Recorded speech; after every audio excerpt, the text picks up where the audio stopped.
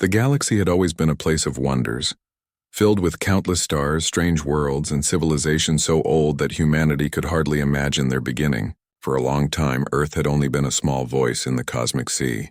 When humans first reached the stars, the great powers of the galaxy had watched with curiosity.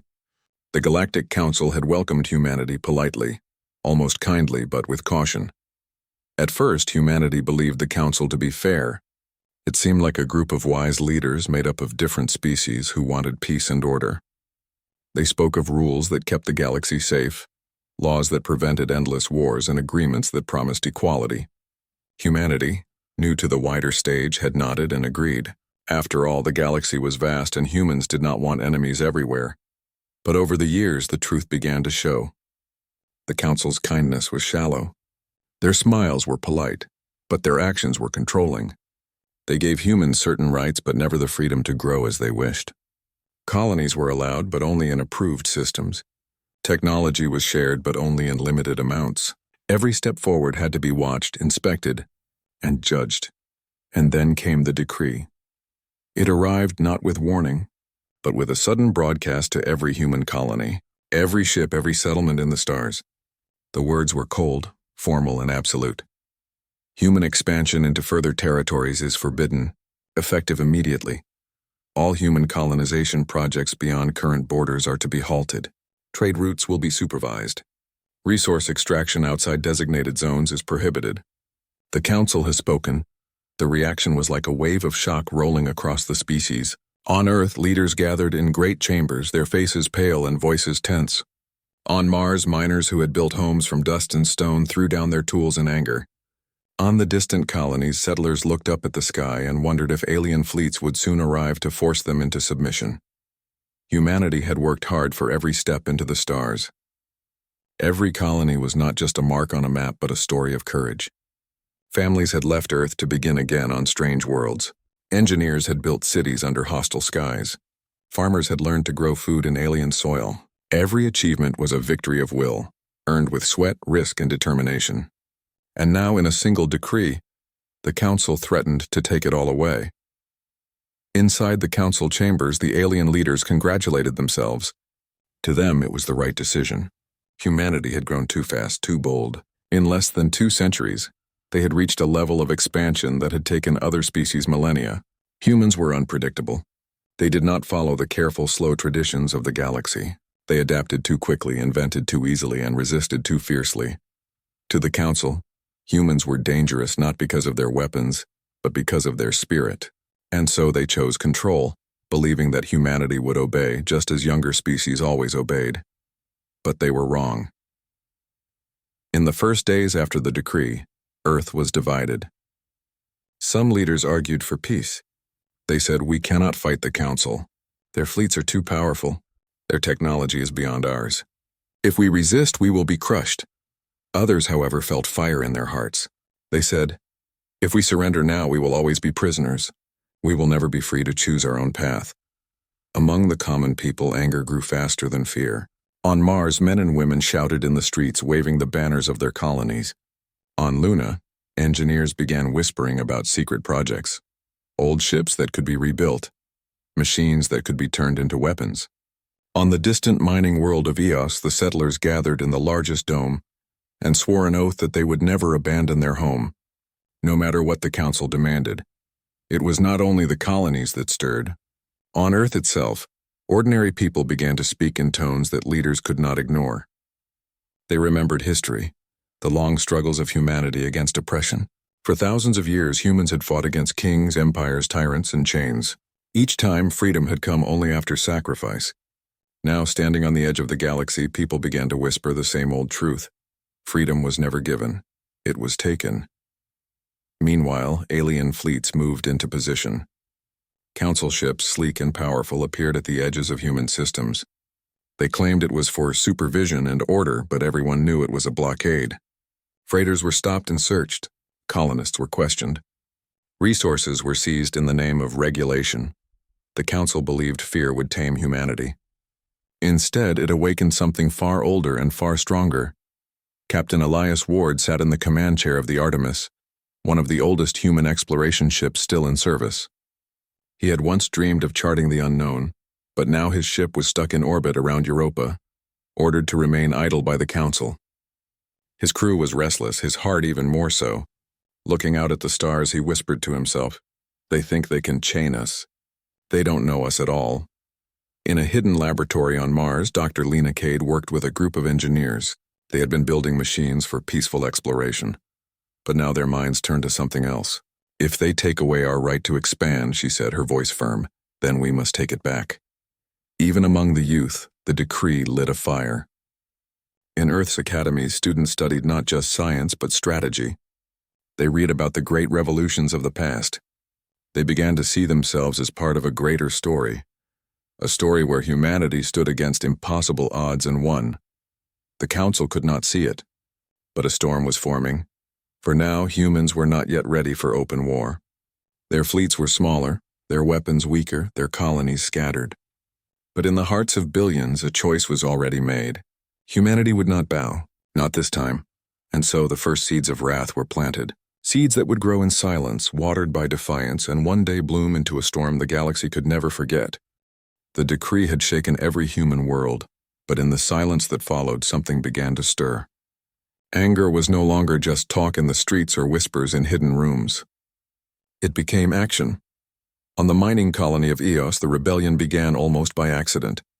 Council inspectors arrived one bright morning, stepping off their silver shuttle with authority in their eyes. They demanded records, supplies, and obedience. The miners, tired from endless work and furious at the decree, refused to answer politely. When one inspector tried to shut down the power grid, a young mechanic named Raffi pulled a lever and locked the system down. "No one turns off our lights but us," he said, his voice steady. The inspectors threatened punishment, but the crowd of miners gathered around them. Their faces were hard, their hands rough from years of labor. For the first time, the aliens felt uneasy. The miners did not bow. They stood tall side by side, silent but strong.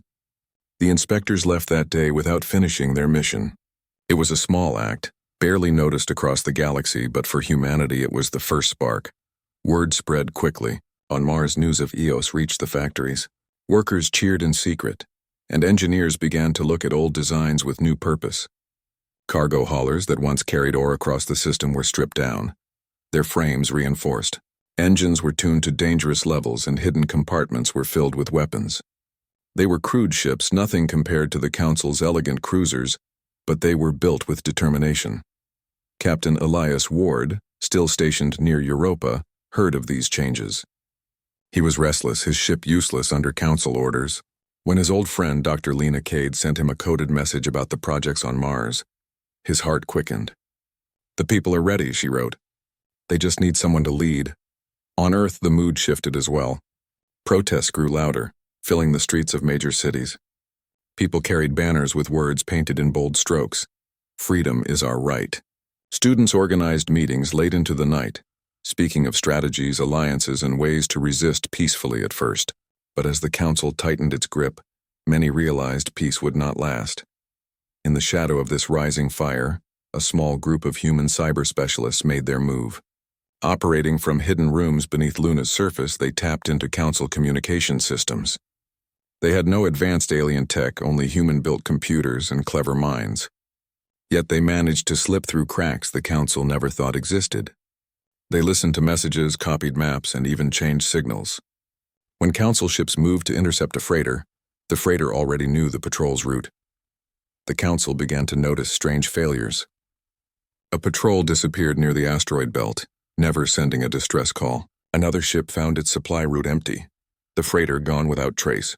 The alien leaders whispered in private, wondering how humans had grown bold enough to play such dangerous games. Still, many within the Council laughed at the idea of true resistance. "Humans are impatient," said one ambassador. "They burn bright but burn out quickly. They will learn their place." But the sparks were already turning into flames. On Eos, the miners built their own defenses. They welded together scrap metal into shields, placed old drilling lasers on rooftops, and trained in the wide caverns where they once cut stone. Families stood beside one another, from children to elders, ready to protect their home. When a Council ship returned, it found landing zones blocked by crowds. This time, when the inspectors demanded entry, the miners raised their makeshift weapons. "You are not welcome here," Raffi told them. His voice carried across the crowd. The inspectors, frightened by the defiance, retreated to their shuttle and left. The rebellion of Eos was no longer hidden. It was loud, clear, and undeniable. On Mars, the first of the makeshift warships launched into orbit. Painted red with the dust of the planet, it carried no official name. Only the word Hope scratched into its side by the workers who built it. The crew saluted as they left, ordinary men and women with no training but courage in their hearts. Their mission was simple: protect the freighters carrying supplies to the colonies. When a council patrol tried to intercept one such freighter near the orbit of Phobos, Hope stood in their way. The alien ship laughed at the sight of the crude vessel and ordered it to stand down, but Hope charged forward, firing everything it had. The battle was short and desperate. In the end, Hope was damaged badly, but the freighter escaped. For humans, it was a victory. For the galaxy, it was a warning. Back on Earth, leaders could no longer ignore the tide. Debates filled the chambers of government. Some still spoke of peace, fearing the wrath of the Council's fleets, but more and more voices called for unity and strength. "The colonies are resisting," one representative said. "Our people are fighting. If we do not stand with them, we betray them." Ordinary citizens followed the news closely. They celebrated the defiance of Eos, the launch of Hope, the clever victories of cyber specialists. Songs were sung in the streets telling tales of courage. Children drew pictures of ships flying free among the stars. Even though the Council's fleets were still stronger, fear began to change into pride. Dr. Lena Cade continued her secret work. She and her team studied pieces of alien technology smuggled from battlefields. They did not have the same resources as the Council, but they had something different: creativity. Humans were not bound by tradition, not locked into the same patterns of thought as the older species. Where the Council saw rules, humans saw possibilities. "Every weakness has a solution," Lena told her engineers. "We only need to look where others do not." Captain Elias Ward could no longer sit idle. He met with fellow captains in hidden stations, speaking of the future. "We cannot fight them in the open yet," he said, "but we can show them we will not bend. Every small act matters. Every freighter that survives, every colony that holds, every spark of defiance, it builds the fire." And so the sparks spread. The Council began to send stronger fleets, but their rigid strategies faltered. They expected submission, not unpredictability.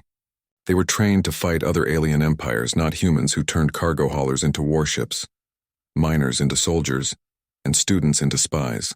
The more they pushed, the more humanity resisted. Across the stars, whispers grew among other young species watching from afar. They saw humans standing against the Council and felt hope for themselves.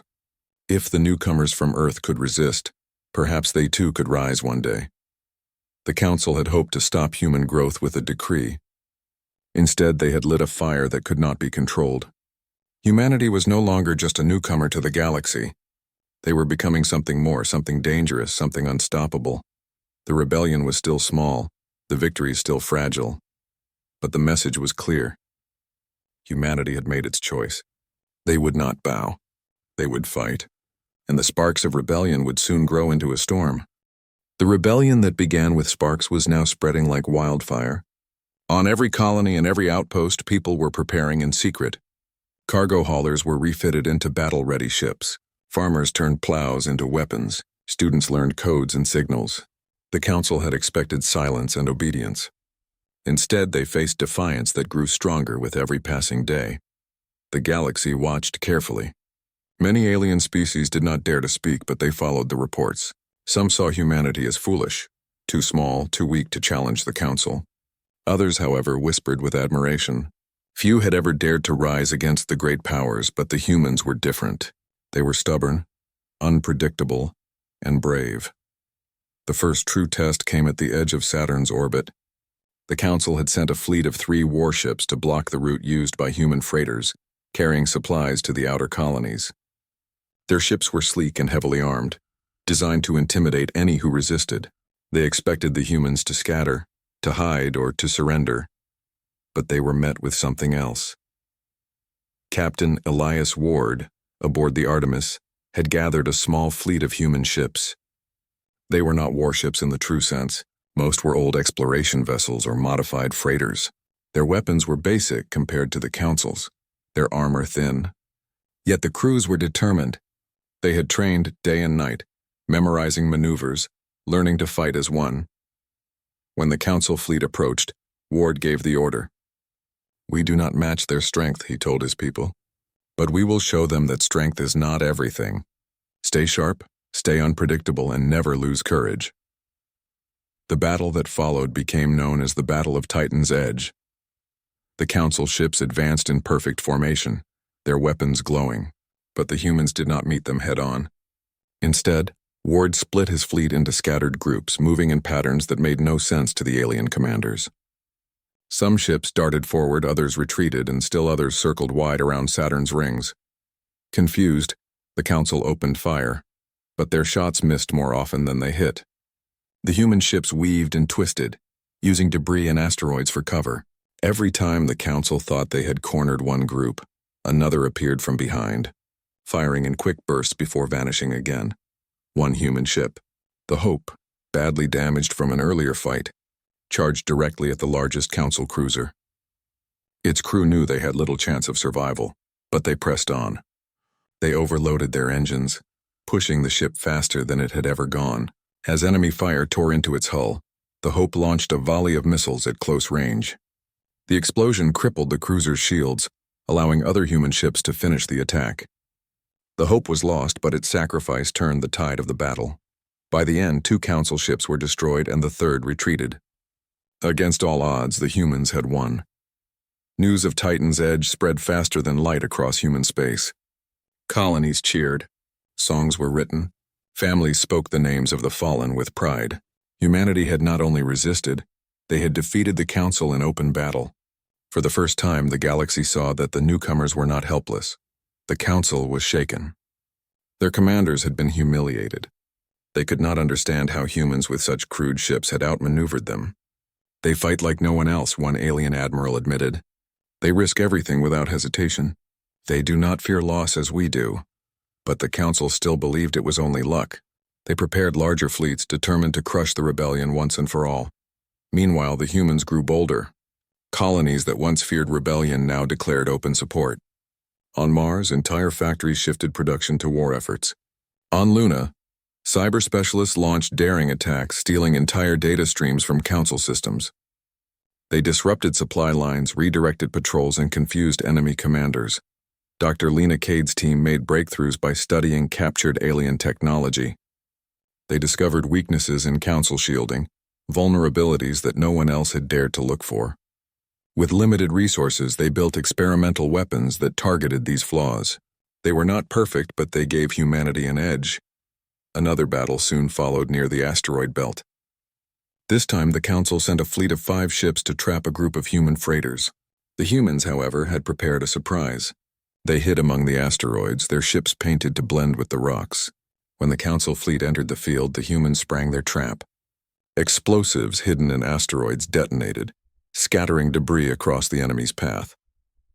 As the Council ships tried to maneuver through the chaos, human vessels darted out from hiding, striking quickly before vanishing again. The Council's advanced weapons were powerful, but too slow to keep up.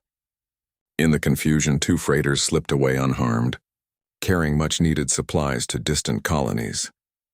The humans did not destroy the Council fleet this time, but they achieved something more important. They proved that the Council could not control space as easily as they once thought. Every successful escape, every freighter saved, was another victory. The effect on human morale was enormous. On Earth, crowds filled the streets, waving banners of resistance. On the colonies, people volunteered in greater numbers, ready to join the fight. The spirit of humanity was no longer divided by fear. It was united by hope. Among the youth, a new generation rose quickly. Young pilots dreamed of joining Ward's fleet. Students studied engineering with the goal of building better ships. Farmers donated food to support the growing armies. Everyone, no matter their role, felt part of the struggle. Even some alien species began to watch with interest. They had suffered under the Council's strict rule for centuries, never daring to resist. But humanity's victories planted seeds of courage in their hearts. "If humans can stand against the Council," they whispered, "perhaps we can too." For Captain Ward, each victory was a step forward, but also a heavy weight. He knew the cost of resistance. Lives were lost in every battle. Ships were destroyed. Families mourned. Yet he also knew that surrender would cost even more. The loss of freedom, of future, of everything humanity had fought to build. After the Battle of Titan's Edge, he gathered his crew and spoke plainly. "We have shown the galaxy what humans can do," he said. "But this is only the beginning. The Council will come again, stronger than before. We must be ready, and we must never give up." Dr. Lena Cade echoed his resolve in her own way. To her engineers, she said, "We may not have the same resources as the Council, but we have something they lack. We see problems differently. We are not afraid to try the impossible. That is our strength. That is why we will win." And so as the Council plotted its next move, humanity prepared in silence. Ships were built. Weapons were tested. Colonies trained. The galaxy, once indifferent, now watched closely. For the first time in ages, the Council's power was challenged. Humanity had begun as the weakest voice in the chamber, but now they spoke with actions louder than words. The sparks of rebellion had become flames, and those flames were now burning into victories. The storm was gathering, and the Council had no idea how fierce it would become. The victories at Titan's Edge and the asteroid belt had changed everything. Humanity was no longer seen as weak rebels hiding in the dark. They had faced the Council's fleets and survived. They had saved their colonies, outsmarted their enemies, and proven that they could stand against the most powerful empire in the galaxy. But victories came with a price. The Council was humiliated, and humiliation for them meant anger. No longer would they send small fleets or patrols. No longer would they treat humans as children needing correction. Now they saw humanity as a threat, one that must be crushed completely. In the great halls of the Council, alien leaders gathered in secret. Their voices were sharp and filled with fear. "They grow too fast," said one elder with scales of silver. "They inspire others," said another, whose voice was like wind through glass. "If they are not destroyed now, others will follow their example." And so they made their decision. A grand fleet was formed, larger than anything humanity had ever seen. Dozens of warships, carriers, and cruisers gathered under the banner of the Council. Their target was Earth itself. They would strike the heart of humanity, destroy its homeworld, and end the rebellion before it grew beyond control. When the news reached human space, fear spread quickly. Earth was the center of everything: culture, history, and unity. If Earth fell, humanity would lose not only a planet but its soul. On Earth, leaders gathered in emergency councils. Old rivalries between nations vanished in an instant. For the first time in history, every nation stood as one. The colonies sent messages of support. Mars promised ships. Luna offered its cyber specialists. Even the distant outposts pledged what little they had. "We stand together," declared the President of Earth. "One species, one people, one fight. If the Council wants our home, they will have to face all of us." Factories burned with light as workers built weapons and ships day and night. Engineers worked without rest, guided by Dr. Lena Cade and her team. They studied captured alien technology, combining it with human design. Out of their work came new hybrid weapons, railguns that could pierce Council shields, drones that moved with human unpredictability, and energy systems built to last longer in battle. Civilians also prepared. Doctors trained for the wounded. Farmers supplied food. Students volunteered as messengers and technicians. No one was left idle. Earth had become a fortress, not of stone, but of people united by one purpose. Captain Elias Ward took command of the defense fleet. His voice carried hope to every corner of human space. "We are outnumbered," he admitted. "We are outgunned, but we are not out of courage. This is our world, our home. If we fall here, we fall forever. If we stand here, we rise for all time." The day came when the Council fleet entered the solar system. Their ships darkened the sky like a storm of metal and fire. From Jupiter's orbit to the space beyond Mars, their armada stretched farther than human eyes could measure. The first clash began near the orbit of Mars. Human warships, though smaller, moved with speed and cunning. They darted between asteroids using hidden weapons and traps prepared by engineers. A swarm of drones rushed the Council's lead cruisers, forcing them to waste firepower. Railguns, fired from hidden stations on Mars's surface, struck with precision. For hours the humans held the line, but the Council fleet was too large. Slowly, painfully, the human ships were pushed back. Mars itself was scarred, its defense stations destroyed. Still, every moment bought precious time. Civilians on Earth dug deeper shelters. Engineers finished their last weapons. Pilots climbed into their ships with steady hands. Finally, the Council fleet reached Earth. The skies above the planet blazed with battle. Human ships rose in defense, outnumbered but fierce. Fighters darted like sparks of light, weaving through enemy fire. Massive Council cruisers fired beams that scorched the heavens, but human railguns answered from the surface below. The battle was chaos. Ships collided, missiles exploded, and the blackness of space lit with endless flashes. Every human ship fought as if it were the last, every pilot willing to risk everything. Sacrifice was no longer rare, it was expected. Crews overloaded engines to strike enemy ships, turning their vessels into weapons of fire. Others held positions against impossible odds, refusing to retreat even when surrounded. Among them, Captain Ward's Artemis became a symbol. Damaged, scorched, and burning, it refused to fall. Ward led charge after charge, rallying the fleet again and again. His voice over the comms was calm and steady, even as explosions shook his ship. "Hold the line. For Earth. For all of us." Dr. Lena Cade, far below in her underground lab, monitored the battle with her team. Their new weapons were firing now, piercing the shields of Council ships in ways no one thought possible. When one of the largest Council carriers fell to a single railgun shot, the room erupted in cheers. For the first time, the aliens realized they were not invincible, but the cost was high. Human ships fell one by one, debris raining down through Earth's atmosphere. Cities trembled from shockwaves, fires lit the skies, families huddled underground, listening to the rumble of battle above, praying for their defenders, and still, humanity refused to break. Hours turned into a full day. By the end, both sides were bleeding.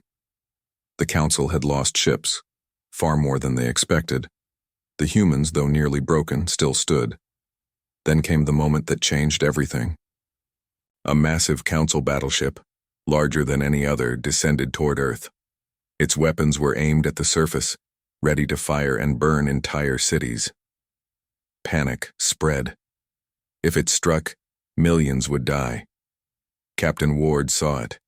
His ship was nearly destroyed, engines failing, weapons spent. Yet he gave the order. The Artemis turned, engines screaming, and hurled itself at the battleship. His crew did not hesitate. Together, they rammed the alien vessel, detonating every remaining charge on board. The explosion lit the sky brighter than dawn. The battleship was torn apart, its fragments falling harmlessly into the atmosphere. Earth was saved. Ward and his crew were gone, but their sacrifice gave humanity more than survival. It gave them victory. Shaken by the loss of so many ships, the Council fleet withdrew. They had come expecting to crush humans easily, but instead they found themselves bleeding and beaten. Their invasion had failed.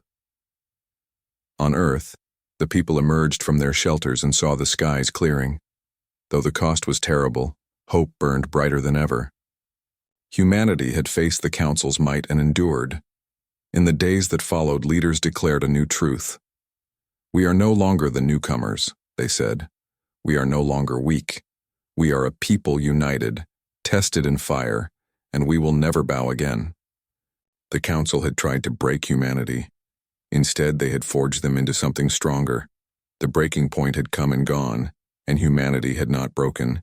Humanity had risen. The sky above Earth burned with fire as the massive fleets of the Galactic Council filled orbit.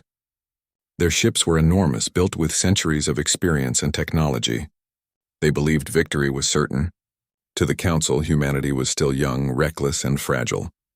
They thought humans would break like glass under overwhelming pressure. But the Council had forgotten one truth of history. Humanity never gave up. On Earth, every city, every station, and every colony worked as one, For the first time in centuries, old rivalries and borders meant nothing. Nations that once argued now shared resources, technology, and soldiers. Engineers stayed awake for days, welding new plates to damaged ships. Scientists worked in secret labs, building hybrid weapons that used stolen alien parts mixed with human creativity. Farmers sent their harvest to feed soldiers. Children and elders volunteered to help wherever they could, carrying supplies, repairing equipment, or sending messages. Humanity was united. Captain Elias Rain stood on the bridge of the Resolute, Earth's new flagship. Around him, the crew prepared for the most important battle in human history. The hybrid reactor hummed softly, a mix of alien design and human improvement. The ship itself was a symbol of what humanity could do. Take the unknown and make it their own. "All ships report ready, sir," said Commander Lin, her voice calm though her hands trembled. Elias nodded. "Then this is it. The Council comes to end us, but today we show them who we are." Outside, thousands of human ships rose from Earth, Mars, and the colonies. Many were not built for war. Old cargo haulers, passenger liners, and mining vessels had been refitted with weapons and armor. They looked mismatched and strange, but they carried the determination of millions of humans. Every ship was ready to fight. The Council fleet moved closer. Their formations were perfect, disciplined, and precise. They carried confidence as if the battle was already decided. A voice from their lead ship broadcast across the channels. "This is the Galactic Council. Humanity, surrender now. Your defiance ends today. Resist and your world will be destroyed." The message ended. Silence followed. Elias looked at his crew. Their eyes were filled not with fear but with steady resolve. He opened a channel to all human ships. "This is Captain Rain of the Resolute. They believe we will bow. They believe they can decide our future, but we are human. We rise, we fight, and we endure. Today we show the galaxy that no one controls humanity. Today we fight for every colony, every family, and every dream. No surrender. No retreat. For Earth. For Earth." Millions of voices answered across the fleet. The battle began. Council warships unleashed beams of energy that tore through space. Dozens of human ships exploded in the first wave, but the fleet did not scatter. Instead, human captains charged forward, weaving through fire with daring maneuvers. Where alien fleets relied on strict patterns, humans broke them with chaos. Ships flew in strange arcs, changed direction suddenly, or pretended to retreat before striking back with hidden weapons. The Council struggled to predict them. At Titan's edge, human ships used decoys to lure alien squadrons into asteroid fields, where hidden mines detonated. Near Earth's orbit, old transport vessels sacrificed themselves to block alien bombardments, saving cities below.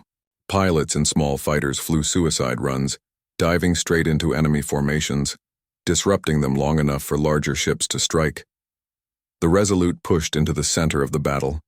Alien cruisers targeted it with heavy fire, but Elias ordered bold moves, using Earth's hybrid tech to bend energy shields in ways the Council had never seen.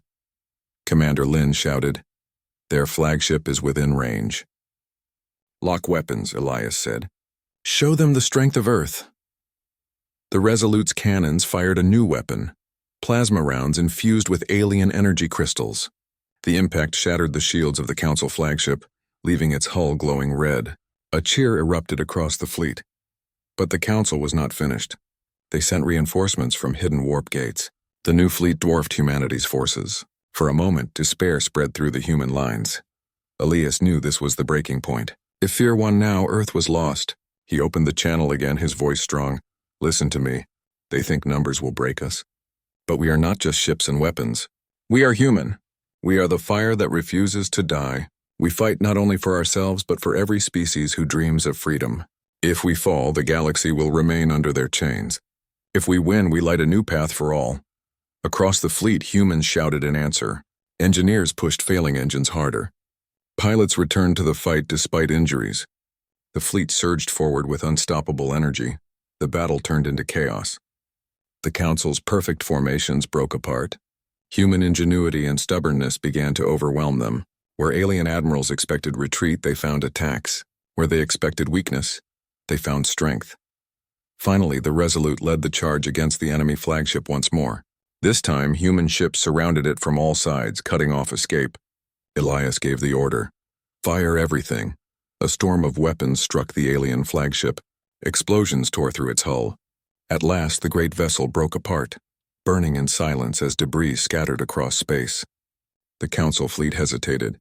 Without their command ship, their unity faltered. The human fleet pressed forward. One by one, alien ships surrendered or fled.